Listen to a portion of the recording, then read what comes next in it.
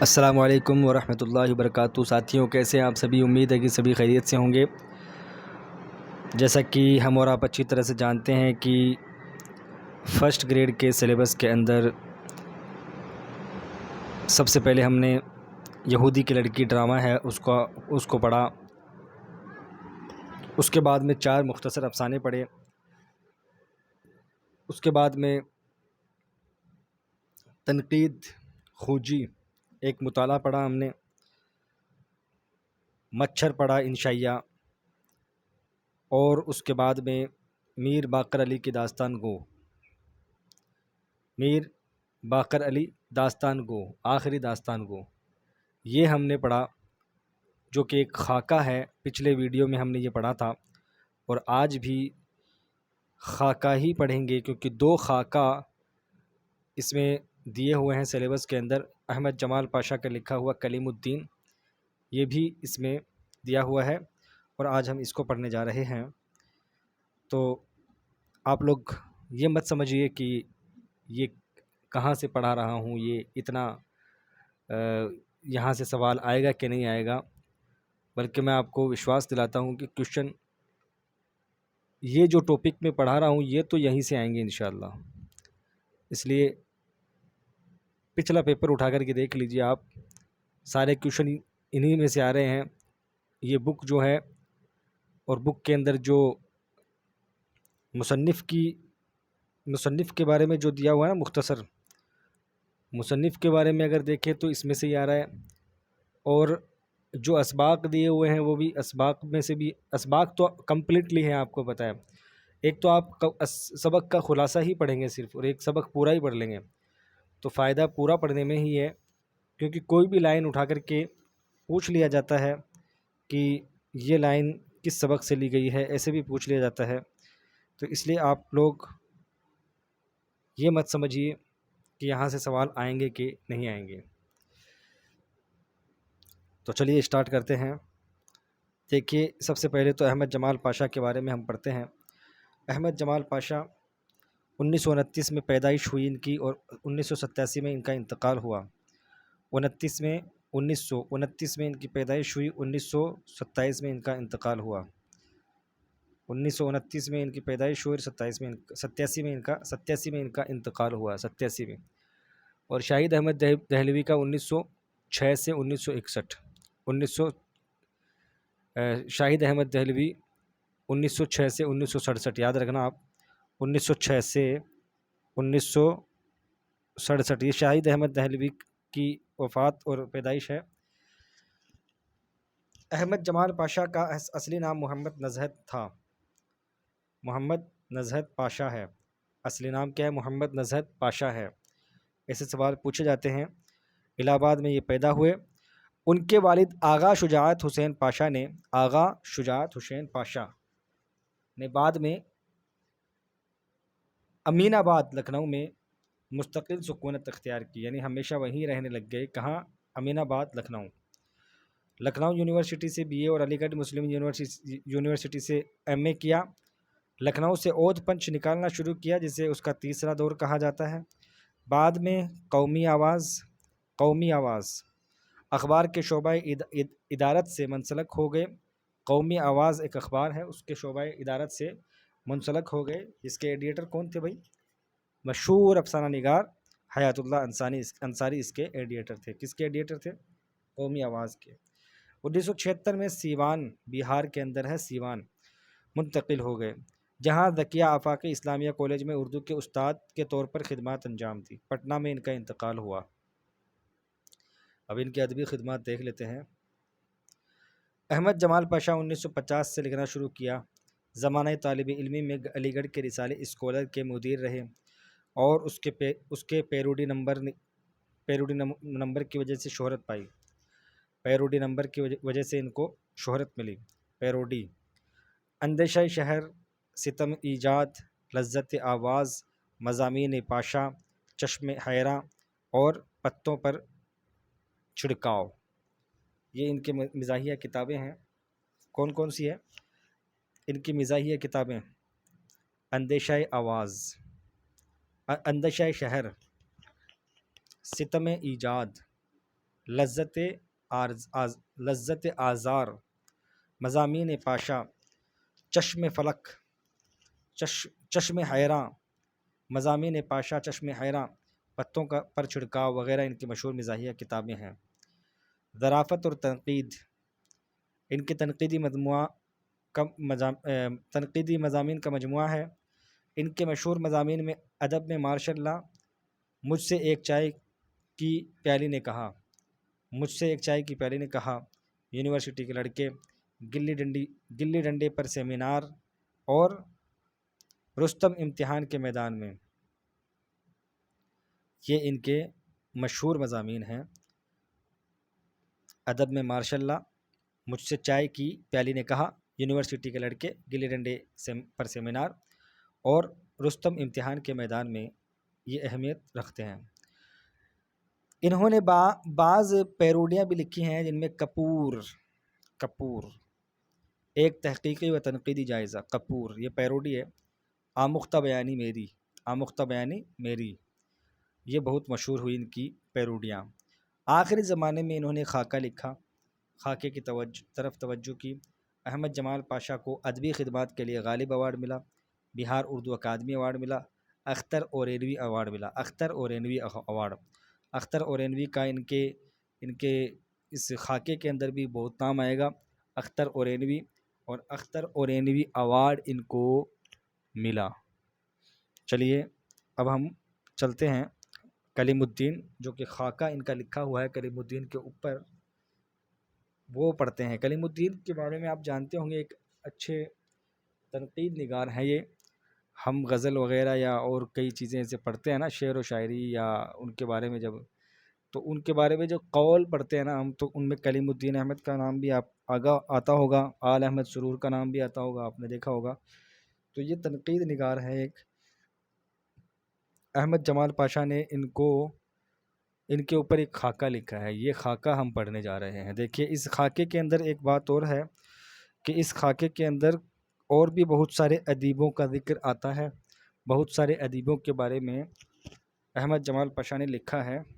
ان میں سے جیسے سید احتشام حسین کے بارے میں بھی آئے گا، آل احمد سرور کے بارے میں بھی آئے گا، اور ابھی جو ہم نے دیکھا نا وہ ایک اختر اورینوی ایوارڈ، اختر اورینوی کا بھی اس میں ذکر آئے گا۔ آپ لوگ دھیان سے سنیے گا اور سمجھنے کی کوشش کیجیے گا، کیونکہ اس کو جب ہم غور سے پڑھتے ہیں تبھی سمجھ میں آتی ہیں یہ چیزیں۔ کچھ چیزیں ایسی ہوتی ہیں جو سمجھ میں بھی نہیں آتی ہے، وہ مصنف نے کیا لکھا ہے، لیکھک نے کیا لکھا ہے، اس کو غور سے پڑھنا ہوتا ہے۔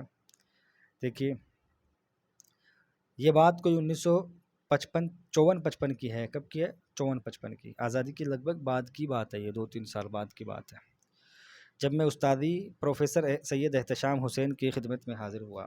سید احتشام حسین کی خدمت پہ یہ حاضر ہوئے، کون ہوئے؟ احمد جمال پاشا بتا رہے ہیں، ہوتا تھا حاضر، ان کی خدمت میں حاضر ہوتا، اور اگر وہ تنہا ہوتے تو وہ ایک کتاب بہت غور سے پڑھتے، یا اس پر پینسل سے نشان لگاتے ہوتے۔ تنہا جب بھی ہوتے سید احتشام حسین ایک کتاب کو بہت غور سے پڑھ رہے ہوتے تھے، یا اس پر پینسل کا نشان لگا رہے ہوتے تھے۔ ہم لوگوں کو بڑی جستجو رہتی کہ آخر یہ کتاب کون سی کتاب ہے۔ اس کتاب پر ایک موٹا سا چمکدار کوئی کور چڑھا ہوا ہوتا تھا، اور غالباً کسی کیلنڈر کو کاٹ کر تیار کیا گیا تھا، اور جو کور چڑھا ہوا رہتا وہ لگتا تھا کہ کسی کیلنڈر کو کاٹ کر کے بنایا گیا تھا۔ کبھی کبھی وہ اتنے منہمک اور مستغرق ہوتے کہ ہماری موجودگی تک کا نوٹس نہ لیتے، یعنی وہ اتنے زیادہ اس میں منہمک رہتے تھے، اتنے زیادہ وہ اس میں ڈوبے ہوئے رہتے تھے، مستغرق رہتے تھے، اس میں ڈوبے ہوئے رہتے تھے کہ ہماری موجودگی تک کا وہ نوٹس نہیں کرتے تھے۔ وہ یہ بھی نوٹس نہیں کر سکتے تھے کہ ہم یہاں موجود ہیں کہ نہیں ہیں، اتنے زیادہ وہ اس کے اندر مستغرق رہتے تھے، ڈوبے ہوئے رہتے تھے۔ اس کو پڑھتے میں ان کے چہرے کا رنگ بدلتا رہتا، یعنی جب وہ اس کو پڑھ رہے ہوتے تو ان کے چہرے کا رنگ بدل رہا ہوتا تھا۔ اکثر بڑھاتے بھی ہمارا محتاط انداز یہ تھا کہ یا تو تنقید پر کوئی کتاب ہے، یعنی ہم نے اندازہ لگایا یہ کہ یا تو وہ کوئی تنقید پر کوئی کتاب ہوگی یا پھر اس کی شرح یا کنجی ہے، مگر ہمارے ایک دوست شوکت عمر کا محتاط انداز تھا کہ اس کتاب کا تعلق بار بارو بارود سازی یعنی بارود وغیرہ بم وغیرہ کے بارے میں اس میں کچھ بتایا گیا ہوگا، بارود سازی کی صنعت سے ہے، یا پھر اس میں بم بنانے کا نسخہ درج ہے۔ یہ کس نے بتایا؟ احمد جمال پاشا کے دوست شوکت عمر کا یہ اندازہ تھا۔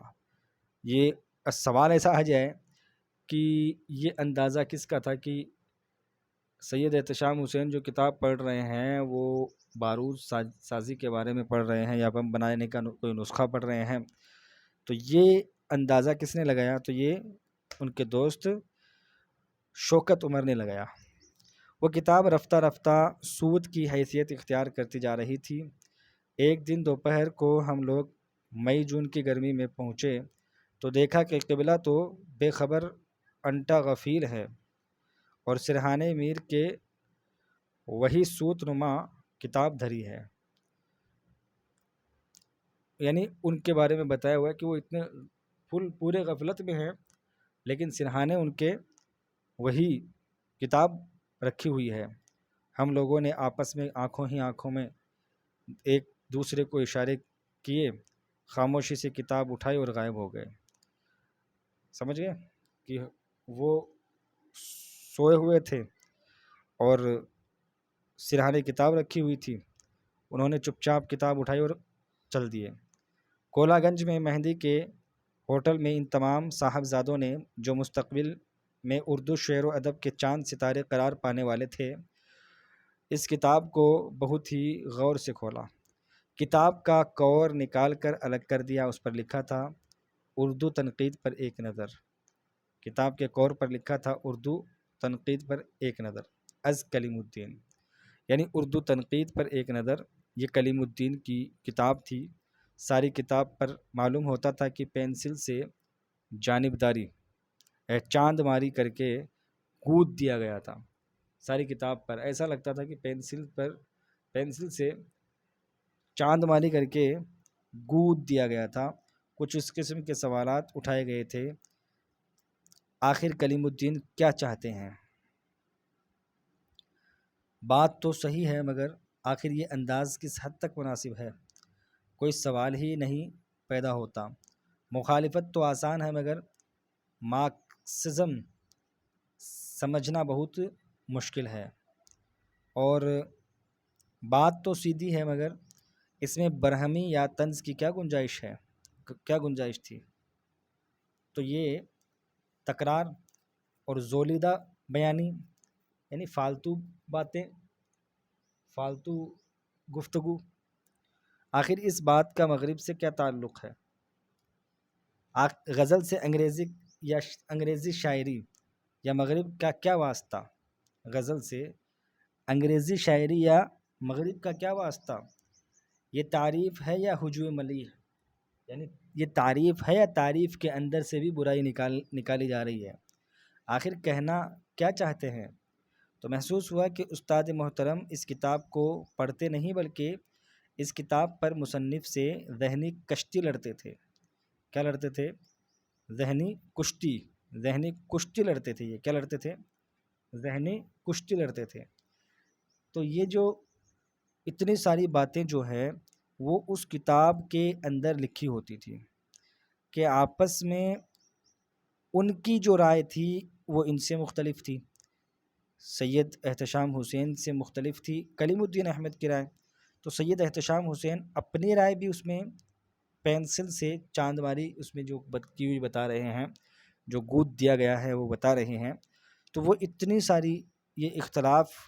اتنا سارا اختلاف جو تھا وہ بیان کیا گیا۔ جا بجا کتاب پر مارکس اور اینگلز کے اقوال زرعی درج تھے، یعنی یہ جو جرمن کے کچھ سامراجیواد نیتا تھے، تو ان کا مثال دے کر کے احمد جمال پاشا نے بتایا کہ لگتا تو ایسا ہے کہ جیسے کوئی مارکس اور اینگلز کا کہ اقوال ذرے یعنی ان کے قول ہوں۔ ہم لوگوں کا خیال تھا کہ کلیم الدین احمد کوئی بہت بے ڈھپ آدمی ہے جو ہمارے استاد کو بری طرح پریشان کیے ہوئے ہے۔ ہمیں ایسے لگنے لگا کیونکہ اس میں سارے کی ساری چیزیں استاد جو ہے وہ ان کے خلاف باتیں تھیں۔ مجبوری یہ تھی کہ معاملے کی تہ یا گہرائی تک پہنچنے کی صلاحیت ہم میں سے کسی میں نہ تھی، اور کتاب غائب کرنے کے بعد اب مصنف کے بارے میں استاد سے دریافت کرنا بارود کو آگ دکھانا تھی۔ ایک تو کتاب غائب کر دی اور پھر اس کے بارے میں پوچھنا، اس لیے کلیم الدین روز اول ہی ہمارے لیے معمہ بن گئے، یعنی روزانہ کے لیے ہمارے لیے سب سے بڑا مدعا بن گئے۔ کون بن گئے؟ کلیم الدین۔ اب کیا کیا جائے؟ طے پایا کہ چونکہ ہم لوگوں نے سرور صاحب کو سر دست کو کوئی نقصان نہیں پہنچایا ہے، اس لیے اسے جا کر اتاپتا معلوم کیا جائے، یعنی اس کو فوراً معلوم کیا جائے۔ اس لو دھوپ میں سرور صاحب لو یعنی جو گرم ہوا چلتی ہے، اس دھوپ میں سرور صاحب نے ہم لوگوں کو نہایت مشکوک نظروں سے دیکھا، خیریت پوچھی۔ بہت ہمت کر کے ایک صاحب نے بڑا ہی بنیادی سوال کیا۔ سرور صاحب کے پاس میں گئے تھے اور ان سے پوچھ لیا کہ سر، ہم لوگ یہ جاننا چاہتے ہیں کہ تنقید کس کو کہتے ہیں؟ ہاں بھائی، یہ بات ہوئی۔ سرور صاحب نے بڑی تفصیل سے نہایت سادہ آسان طریقے سے اس طرح سمجھایا کہ موضوع کو پانی کر دیا جو ہمارے سروں پر سے گزر گیا۔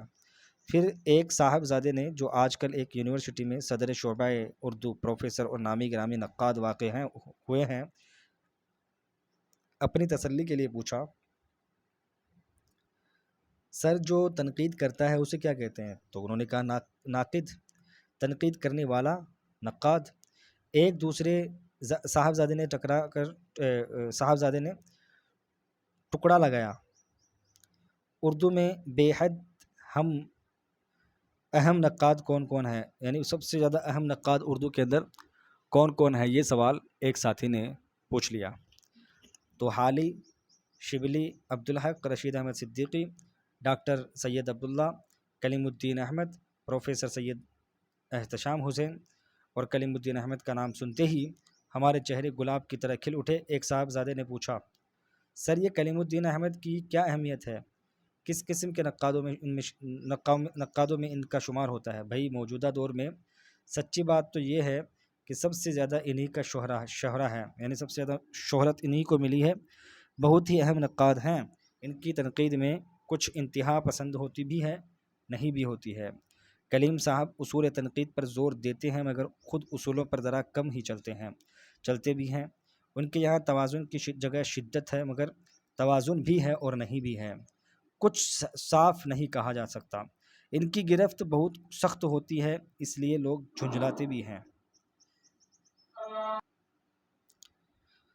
مگر باتیں بڑے پتے کی کرتے ہیں۔ ان کی بھی اپنی ایک اہمیت ہے اور خوب ہے۔ غرض سرور صاحب بہت دیر تک کلیم الدین احمد کے میزان نقد کے دونوں پلڑے برابر کرتے رہے، جس سے ہم لوگ صرف یہ اندازہ کر سکے کہ پروفیسر آل احمد سرور بھی ضرب کلیم سے بے حد خائف ہیں، یعنی ڈرتے ہیں، اور کلیم الدین احمد ضرور دہشت پسند نقاد ہیں۔ اور ہم لوگ وہاں سے سلام کر کے رخصت بلکہ منتشر ہو گئے۔ 2-3 دن بعد ہم لوگ احتشام حسین کے یہاں گئے تو دیکھا کہ وہی کتاب پھر ان کے ہاتھ میں ہے، اور کافی خونخوار انداز سے ہے کہ ان پر ایک سرخ رنگ کا کور چڑھا ہوا تھا، غالباً نئی خرید کر لائے تھے، اور سوویت دیش کا ورق پھاڑ کر اس پر چڑھا گیا تھا۔ سوویت روس جو ہے وہاں کا ورق، جس پر ہنس یا ہتھوڑا اور مزدور کے خون کی سرخی تھی۔ بات آئی گئی ہو گئی، یہ بھی کسی کو یاد نہ رہا کہ وہ کتاب کن صاحب کے پاس پہنچی۔ دن گزرتے رہے، ایک دن معلوم ہوا کہ سرور صاحب کو بخار چڑھ گیا۔ ہم لوگ دیکھنے گئے، آنے والوں کی خاصا بھیڑ تھی، عیادت کا انداز کچھ تعزیت والا تھا، بار بار کلیم صاحب کا نام سنائی دیتا۔ معلوم ہوا کہ تازہ نقوش میں سرور صاحب کو کلیم صاحب نے ڈھونڈ ڈالا ہے۔ کلیم صاحب نے سرور صاحب کو کیا کر دیا ہے؟ ڈھونڈ ڈالا ہے۔ اہل علم کا مجمع تھا، انداز گفتگو میں ٹھہراؤ اور صبر و ضبط کا ایسا انداز تھا گویا لکھنؤ کا قلعہ کلیم الدین نے ڈھا دیا ہے اور سالار قافلہ بیمار غم پڑا ہے۔ اور بنا ہوا ہے۔ سامنے کتاب عیادت کے طور پر نقوش رکھا ہوا تھا، جسے لوگ اٹھا کر پڑھتے اور پھر کچھ دبا سا تبصرہ کرتے۔ انداز گفتگو کچھ تسلی و ڈھارس والا تھا۔ ڈاکٹر حسن فاروقی گھر کا بھیدی بنے آپے بلکہ جامے سے باہر تھے، بے حد خطرناک اور بے حد بے طرح ناک میں ڈکرا رہے تھے۔ جب وہ ناک میں یعنی بے طرح ناک میں ڈکرا رہے تھے اور ناک میں منمنا رہے تھے، سرور صاحب کلیم الدین نے یہ بات تو ٹھیک نہیں کہی ہے، یعنی کلیم الدین نے سرور صاحب کو ہی لتیڑ لیا تھا۔ تو سرور صاحب کی کمزوری بڑھ جاتی ہے اور وہ خلاف قاعدہ جھلاتے نظر آتے۔ سرور صاحب ہم لوگوں کو لفٹ ذرا کم ہی دیتے تھے، اس لیے لڑکے لوگ کچھ خوش ہی تھے کہ کوئی تو انہیں ملا۔ غرض عرصے تک کلیم صاحب کے اس مضمون کے چرچے رہے اور پھر افواہ گرم ہوئی کہ سرور صاحب کلیم صاحب سے ملنے پٹنہ گئے۔ ایک صاحبزادے جو خود آج کل امریکہ میں پروفیسر ہیں، ان کا حلفیہ بیان تھا کہ خود برتھ ریزرو کرانے گئے تھے۔ رفتہ رفتہ یہ چرچے ختم ہوئے اور ان کی جگہ ہند پاک کرکٹ نے لے لی۔ اچانک بیٹھے بٹھائے کلیم صاحب نے دوسرا ایٹمی دھماکہ کر دیا۔ وہ یہ کہ تازہ نقوش میں انہوں نے احتشام حسین کی تنقید نگاری پر مضمون سر کر دیا، یعنی احتشام حسین کی تنقید نگاری پر بھی مضمون انہوں نے لکھ دیا۔ ان کا چھپنا تھا کہ کوہرام مچ گیا، لوگ جوک در جوک تعزیت کے لیے احتشام حسین کے پاس پہنچتے۔ احتشام حسین عجب گوارانہ انداز سے بیٹھے ہوتے، ایک طرف سے انہیں باقر مہدی سنبھالے ہوئے تھے، دوسری طرف مرزا جعفر حسین اور ایک ان کے شاگرد جو آج کل نقاد ہو گئے ہیں۔ ایک طرف تو ان کو کون سنبھالے ہوئے تھے؟ باقر مہدی، اور دوسری طرف مرزا جعفر حسین، اور تیسرا جو کہ آج کل نقاد ہو گئے ہیں۔ باقر وغیرہ کی آستینیں چڑھی ہوئی تھی۔ احتشام صاحب کبھی ٹھنڈا کرتے، کبھی جھڑک دیتے، جوابی کارروائی کی دھمکی پر سختی سے منع کرتے۔ نہیں بھائی، بالکل کوئی ضرورت نہیں، معلوم نہیں کیسے کیا ہو جاتا ہے، خاموشی بہتر ہے، معاملہ تو کچھ بھی نہیں ہے الجھانے سے حاصل۔ ہم نے تو تسلی دیتے ہوئے عرض کیا، حضور آپ کو تو خود خوش ہونا چاہیے کہ کلیم صاحب نے آپ کو کم از کم ہاتھی تو مان لیا ہے۔ کہ احتشام حسین جب آل احمد سرور کی نقل کرتے ہیں تو معلوم ہوتا ہے کہ کوئی ہاتھی خوش پھیلیاں کر رہا ہے۔ یہ لفظ کلیم الدین نے کہے تھے کہ احتشام حسین جب آل احمد سرور کی نقل کرتے ہیں تو معلوم ہوتا ہے کہ کوئی ہاتھی خوش پھیلیاں کر رہا ہے۔ تو یہ اس بات سے احتشام حسین ناراض ہو گئے تھے۔ اس پر ایک قہقہا پڑا۔ احتشام صاحب چند دن بیمار اور کئی دن جھنجھلائے رہے۔ جب علی گڑھ میں ایم اے کرنے کے دوران تنقید کے پرچے سے ہمارا سابقہ پڑا تو ہم نے کلیم الدین احمد کی کتابیں اردو تنقید پر ایک نظر اور اردو شاعری پر ایک نظر غور سے پڑھیں۔ اسی زمانے میں ہم نے اردو نقاد کی ایک پیروڈی کپور کا فن عنوان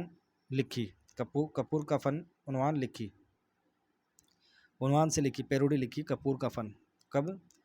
جب یہ دونوں پڑھنے کے بعد اردو تنقید پر ایک نظر، اردو شاعری پر ایک نظر۔ اس میں کلیم الدین احمد کے انداز بیان کا بھی چربا اڑایا جو بے حد پسند کیا گیا۔ سر سید ہال میگزین اسکالر کا میں ایڈیٹر تھا، اس کا پیروڈی نمبر نکالا۔ پہلی بار یہ پیروڈی اس میں یا علی گڑھ میگزین میں شائع ہوئی تھی۔ کلیم صاحب کے ایک شاگرد ہمارے گہرے دوست تھے، ان کے اصرار پر ہم نے وہ رسالہ کلیم صاحب کو ڈاک سے بھیج دیا۔ ان صاحب کا کہنا تھا کہ ہم کلیم صاحب کو خط کا جواب دینے کی عادت نہیں ہے، مگر وہ بہت پڑھتے ہیں اور آپ کا مضمون ضرور پڑھیں گے اور پسند کریں گے۔ خلاف توقع چند دن بعد مجھے کلیم صاحب کا ایک خط ملا جس میں انہوں نے لکھا تھا، مکرمی پرچہ کا شکریہ، کپور ایک مطالعہ پسند آیا، پیروڈی خوب ہے، اردو کے لیے یہ نئی چیز ہے، اس سے اندازہ ہوتا ہے کہ آپ کو مغربی ادب کے مطالعے میں دلچسپی ہے، اس فن کو ترقی دیں۔ آپ کا خیال ہے غلط ہے، میں نے برابر نہیں مانا، پیروڈی تو شاہکاروں کی ہوتی ہے، یہ تو کارٹون کا فن ہے، آپ تو اندازہ استہزائیہ نہیں بلکہ اسلوب کو نمایاں کرتے ہیں، یعنی مذاقیہ اندازہ نہیں بلکہ ان کے اسلوب کو نمایاں کرتے ہیں، اس کے طریقوں کو نمایاں کرتے ہیں۔ اسے آپ جو اپنی کتاب شائع کرنا چاہتے ہیں اس میں ضرور شامل کریں۔ کتاب کے نام کی فرمائش مصروفیت کی نظر ہو گئی، آپ خود کو اچھا سا مختصر نام رکھ لیں، خود کو اچھا سا مختصر سا نام رکھ لیں۔ پٹنہ آئیں تو ضرور ملیں، ٹیلی فون کر لیں، قاضی صاحب خیریت سے ہیں، پیروڈی کی اطلاع پہلے انہوں نے دی تھی، وہ بھی خوش ہیں۔